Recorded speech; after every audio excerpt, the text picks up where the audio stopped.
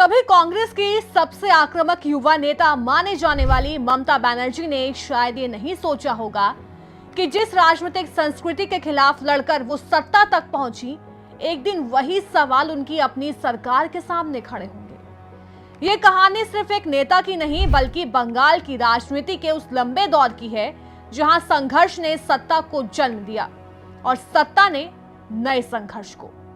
College की छात्र राजनीति से निकलकर राजीव गांधी की भरोसेमंद नेता बनने तक, फिर कांग्रेस से बगावत कर तृणमूल कांग्रेस खड़ी करने और 34 साल पुराने वाम किले को ढहा देने तक ममता का सफर सभी के लिए चौंकाने वाला रहा।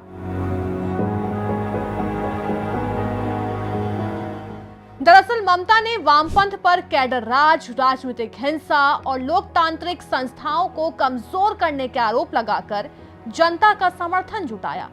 उन्होंने कम्युनिस्टों को उसी के हिंसक राजनीति के अंदाज में सियासी जवाब भी दिया।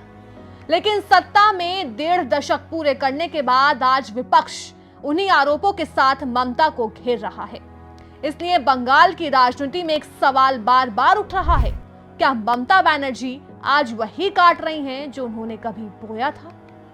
पश्चिम बंगाल की पूर्व सीएम और टीएमसी प्रमुख ममता बनर्जी का राजनीतिक सफर 1970 के दशक में छात्र राजनीति से शुरू हुआ। वो युवा कांग्रेस से जुड़ी और जल्द ही अपनी आक्रामक शैली, बतौर स्ट्रीट फाइटर सड़क पर संघर्ष करने की क्षमता और संगठन सक्रियता की वजह से पहचान बनाने लगी। बंगाल में उस समय वामपंथी राजनीति का दबदबा था और कांग्रेस लगातार कमजोर हो रही थी। ऐसे में ममता ने खुद को ऐसे नेता के रूप में स्थापित किया जो सीधे जनता के बीच जाकर लड़ाई लड़ सकती थी। यही वजह थी कि कम उम्र में ही वो कांग्रेस के भीतर उभरते चेहरों में शामिल हो गई। उनकी राजनीति का मूल आधार जन आंदोलन, जनसंपर्क और सत्ता के खिलाफ संघर्ष रहा, जो आगे चलकर उनकी सबसे बड़ी सियासी पूंजी बनी।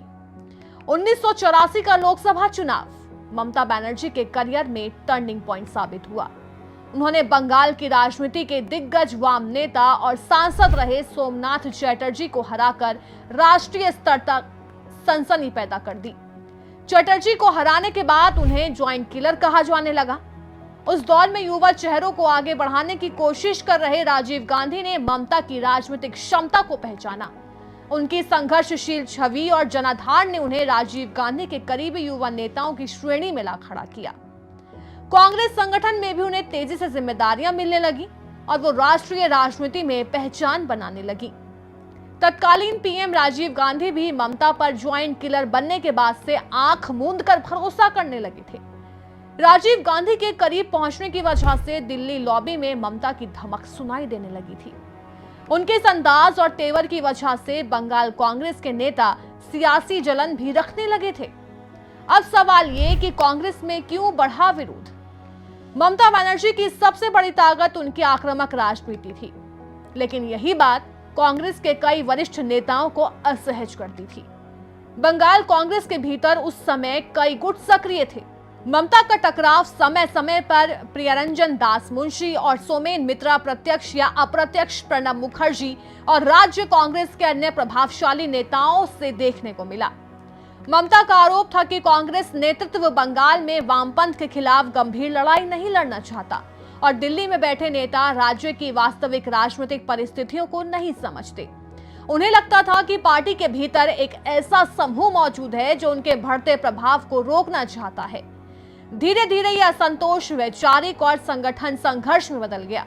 वो अपनी ही पार्टियों के नेताओं पर ज्योति बसु और बुद्धदेव भट्टाचार्य की सरकार से मिलने होने का आरोप लगाने तक भी नहीं चूकती थी।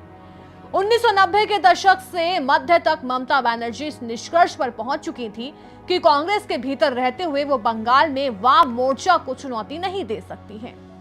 उनका मानना था कि कांग्रेस की राज्य इकाई और केंद्रीय नेतृत्व दोनों ही निर्णायक संघर्ष से बच रहे हैं।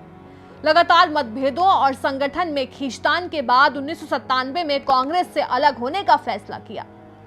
यह सिर्फ पार्टी छोड़ना नहीं था, बल्कि बंगाल में एक वैकल्पिक विपक्षी राजनीति की शुरुआत थी।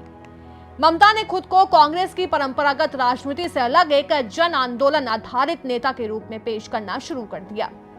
कांग्रेस पार्टी के कामकाज के तरीकों से नाराज और राजीव गांधी के निधन के बाद ममता बनर्जी को पार्टी के नेताओं ने दिल्ली से कोलकाता तक साइडलाइन कर दी गई। इससे निराश ममता ने 1 जनवरी 1998 को ऑल इंडिया तृणमूल कांग्रेस के गठन का ऐलान कर दिया। तृणमूल का अर्थ जमीनी स्तर से जुड़ा हुआ है। पार्टी का मूल संदेश था कि बंगाल में वामपंथी शासन के खिलाफ एक आक्रामक, जनाधारित और संघर्षशील विकल्प तैयार किया जाए। शुरुआती सालों में ममता ने केंद्र में अलग अलग गठबंधनों के साथ काम किया, लेकिन बंगाल में उनका मुख्य लक्ष्य सिर्फ एक था, वाम मोर्चे की सत्ता को खत्म करना। नंदीग्राम, सिंगूर और भूमि अधिग्रहण विरोधी आंदोलनों ने उनकी पार्टी को गांव-गांव तक पहुंचा दिया। दिलचस्प बात यह है कि ममता बनर्जी मूल रूप से कांग्रेस की राजनीति से निकली, लेकिन उनका राजनीतिक व्यक्तित्व पूरी तरह वाम विरोधी संघर्ष पर खड़ा हुआ। उन्होंने वामपंथ पर राजनीतिक हिंसा, कैडर राज, बूथ कब्जाने और विपक्ष को दबाने के आरोप लगाए। सिंगूर और नंदीग्राम आंदोलनों के दौरान उन्होंने खुद को गरीबों, किसानों, विस्थापन विरोधी और साथ ही राजनीति के चेहरे के रूप में स्थापित किया। कई राजनीतिक विश्लेषकों का मानना है कि यहीं से उनकी राजनीति ने वैचारिक से ज्यादा आंदोलनकारी और जनभावनाओं पर आधारित रूप ले लिया। ममता बनर्जी का राजनीतिक फॉर्मूला 3 स्तंभों पर आधारित रहा। पहला, व्यक्तिगत करिश्मा, दूसरा, अल्पसंख्यक और तीसरा, ग्रामीण वोटों का मजबूत गठबंधन। उन्होंने खुद को दीदी की छवि में पेश किया, जो सीधे जनता से संवाद करती हैं और सत्ता प्रतिष्ठान से टकराने से नहीं डरती। उनका मॉडल किसी वैचारिक ढांचे से ज्यादा चुनावी सामाजिक गठबंधन पर आधारित था। उन्होंने बंगाल की राजनीति को वर्ग संघर्ष से पहचान आधारित और कल्याणकारी राजनीति की ओर मोड़ दिया। 2011 में 34 साल पुराने वाम शासन को हटाकर ममता बनर्जी मुख्यमंत्री बनी, लेकिन सत्ता में आने के बाद उन पर वही आरोप लगने लगे जिनके खिलाफ वो लड़कर आई थी। विपक्ष का आरोप रहा कि राज्य में राजनीतिक प्रतिस्पर्धा की जगह एक दलीय प्रभुत्व स्थापित करने की कोशिश हुई। पंचायतों से लेकर स्थानीय निकायों तक राजनीतिक संघर्ष ज्यादा तीखा होता गया। बीजेपी के उभार के साथ ये टकराव और बढ़ा। आलोचकों ने कहा कि ममता ने विपक्ष के लिए राजनीतिक जगह लगातार सीमित करने की कोशिश की, जबकि समर्थकों का तर्क रहा कि ये भाजपा और अन्य दलों के आक्रामक विस्तार का जवाब था। वाम मोर्चा के खिलाफ ममता का सबसे बड़ा राजनीतिक हथियार था कैडर संस्कृति, राजनीतिक हिंसा, प्रशासन के राजनीतिक उपयोग का आरोप। लेकिन समय के साथ तृणमूल कांग्रेस पर भी बूथ हिंसा, विपक्षी कार्यकर्ताओं पर हमले, स्थानीय स्तर पर संगठन दबदबे और राजनीतिक संरक्षण के आरोप लगने लगे। यही वजह है कि कई राजनीतिक विश्लेषक कहते हैं कि बंगाल में सत्ता बदली, लेकिन राजनीतिक संस्कृति पूरी तरह नहीं बदली। सत्ता संचालन के कई तौर तरीकों में निरंतरता दिखाई दी। ममता बनर्जी का राजनीतिक करियर सड़क पर संघर्ष और आंदोलनों से भरा रहा। ममता बनर्जी की सबसे बड़ी और पहली चुनौती सिर्फ चुनाव जीतना नहीं है, बल्कि तृणमूल कांग्रेस को उत्तराधिकारी, भ्रष्टाचार के आरोप, परिवारवाद, संगठन थकान और बीजेपी की चुनौती के बीच प्रासंगिक बनाए रखना है। दूसरी चुनौती यह है कि वो अपनी पार्टी को सिर्फ एक नेता केंद्रित संगठन से आगे ले जाकर संस्थागत स्वरूप देने की है। तीसरी चुनौती बंगाल में लोकतांत्रिक प्रतिस्पर्धा और प्रशासनिक विश्वसनीयता को लेकर बनी धारणा है। अगर वो इन मोर्चों पर संतुलन नहीं बना पाती तो वही राजनीतिक चक्र उनके खिलाफ काम कर सकता है, जिससे कभी उन्हें बंगाल की सबसे शक्तिशाली नेता बनाया गया था। अब नजर डालते हैं ममता बनर्जी की सियासी टाइमलाइन पर। 1970 के दशक की शुरुआत, छात्र राजनीति से जुड़ी और युवा कांग्रेस में सक्रिय भूमिका निभानी शुरू की। 1976 से 1980 पश्चिम बंगाल महिला कांग्रेस की महासचिव बनी। 1984 में जादवपुर लोकसभा सीट से वाम नेता सोमनाथ चटर्जी को हराकर पहली बार सांसद बनी और फिर लोकसभा चुनाव में हार का सामना करना पड़ा। 1991 में दक्षिण कोलकाता से सांसद चुनी गई और केंद्र सरकार में राज्य मंत्री बनी।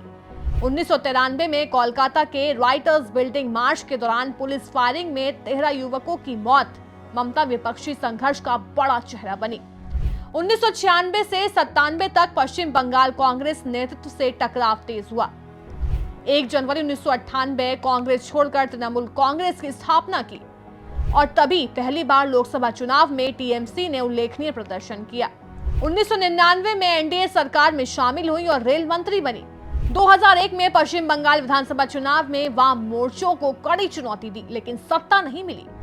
2004 में लोकसभा चुनाव में टीएमसी को बड़ा झटका लगा और 2006 में सिंगूर भूमि अधिग्रहण आंदोलन का नेतृत्व किया।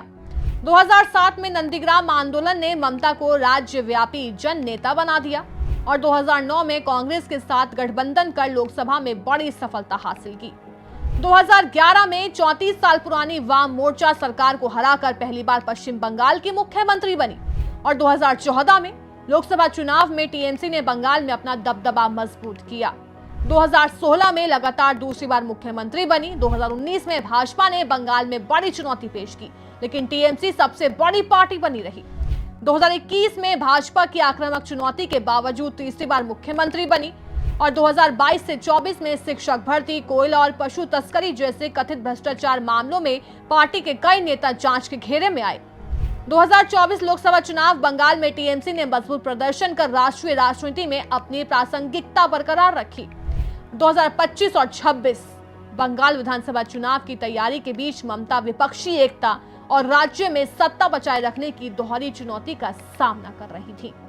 ममता बनर्जी ने अपने राजनीतिक करियर का बड़ा हिस्सा आक्रामक आंदोलन, सड़क की राजनीति और सत्ता विरोधी जनभावनाओं को संगठित करने में लगाया। इसी रणनीति ने उन्हें सत्ता तक पहुंचाया, लेकिन अब वही मॉडल उनके खिलाफ भी इस्तेमाल हो रहा है।